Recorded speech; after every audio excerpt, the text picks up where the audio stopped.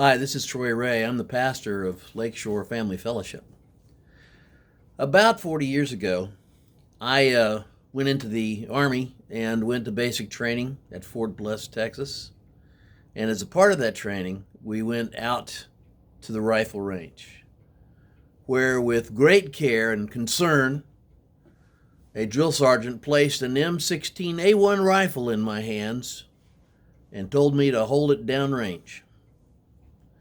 And a part of that training process, as any of my peers in service in the Army or one of the other services knows, is that you go through a very highly orchestrated training, probably to make sure that nobody gets killed, and maybe to ensure that you learn how to use the weapon. Well, one of the things that they would say right before you were getting ready to shoot at the targets that would pop up in the lane that you're in is watch your lane. They tell you to watch your lane. Now, there are 30 or 40 soldiers in similar positions to mine, all looking down at their lane. And in a minute, targets are going to pop up, and our job is to aim and shoot and knock down those targets. Well, the drill sergeant says to watch your lane. And I learned firsthand why it was that they kept saying, watch your lane. Because as I was shooting at my targets, I noticed that from time to time, one target would fall down before I'd ever pulled the trigger. And I realized that the guy next to me was shooting in my lane, which is great for me, not so good for him. That meant that I had extra bullets to shoot at targets that I missed, and he didn't have enough bullets to hit his targets. Well, tuck that little story away for a second, and we'll come back to it. I have to tell you that for the last 10 days or so, I have been in a funk. Like many of you, I'm sure, and people all over our country. As I was looking at the news last night, I realized that people all over the world are affected by what happened in Minneapolis. I would look at myself in the mirror and say, what are you not doing that you should be doing to make this world a better place? I really have been thinking about this a lot, so much that I didn't even record anything last week. This has been on my mind almost exclusively. And I have some thoughts now that I want to share. It seems like a huge burden, the idea of changing the world. In fact, it seems impossible for one person to change the world. I think that may be part of the frustration that we're seeing played out in demonstrations. People want to do something, even if it's wrong. They want to be heard. One of the things that I have thought about recently is I've thought about the story that Jesus told about the Good Samaritan. Now, Jesus told the story about the Good Samaritan with the intent of showing what real goodness is in a human being. And he said these words, couching them in a way to make what traditionally would have been a bad guy, the Samaritan, and the traditional good guys, the priest and the scribe, switch roles so that the Samaritan was the good guy and the priest and the scribe were bad guys. Well, what it really comes down to is they were bad guys because in this story, a man whose name we don't know, whose ethnicity we don't know, was beaten and left for dead by a bandit that we don't know. And the scribe passed by and the priest passed by, and both of them didn't do anything. But this bad guy, the Samaritan, he stopped, and he did what first aid he could do. And he put the man up on his pack animal, took him to the nearest inn, gave the man some money so that he could continue to be cared for. And that was what made him the good guy. What bothers me about that analogy is it makes me, at least me, if not others with me, the bad guys.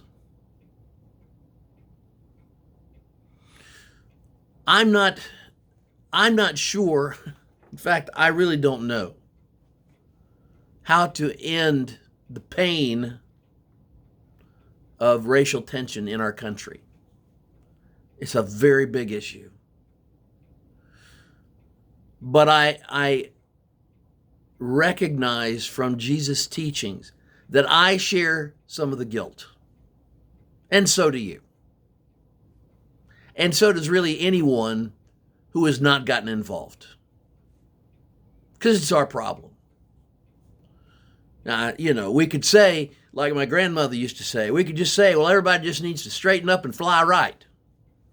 Well, that doesn't happen a whole lot. And it certainly doesn't happen spontaneously. So we come back to my basic training story. Watch your lane. You and I live in a lane. Our life is in a lane. We go to work.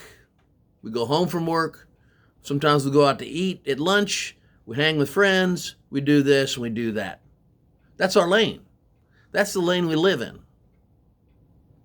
Just like the lane that the Good Samaritan, the priest, and the scribe all walked in that day.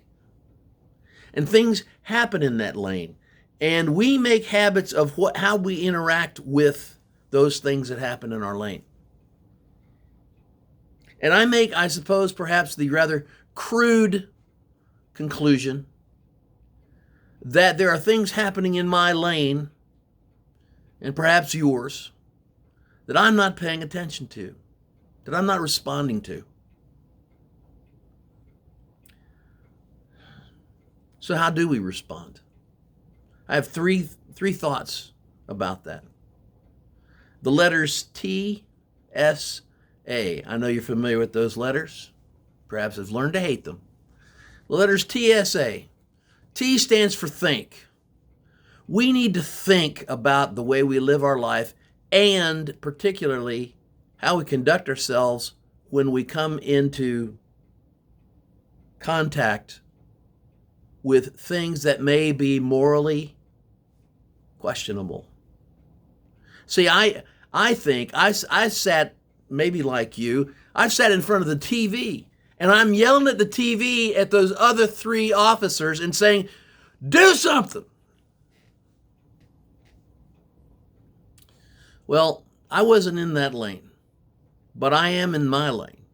And so I can think, the first letter, I can think about my own attitudes, my own actions. How do I handle it when someone around me uses the N-word? How do I act in response to that? How do I act when I overhear a friend or a family member use derogatory conversation about someone because of their ethnicity? Think. The second word is speak. Now, a lot of us don't like discomfort, don't like conflict. But I'm suggesting that maybe if we entered into a little more conflict, it might change the situation a little bit, at least in our lane. Perhaps it is that people are sitting around and they notice when we don't speak and wonder why we don't speak. The third one, the A, is act. Maybe you want to be recognized in solidarity with the people who are hurting. Maybe you want to participate in a peaceful protest. You could say, well, I've never done that before in my life. You could say, I'm too old for that sort of stuff. But you know what? Neither of those things matter. If you have the opportunity to act, if I have the opportunity to act, and I don't act, then I become complicit. You know, the other officers right now are being charged because they didn't act. Think about that. And finally, think about who you are in your faith. And what does that mean in your life? Because we're supposed to be, Jesus said, the salt of the earth. We are. And my concern right now is that if we're supposed to be the salt of the earth, then we may not be salty enough. I love you. We'll talk some more.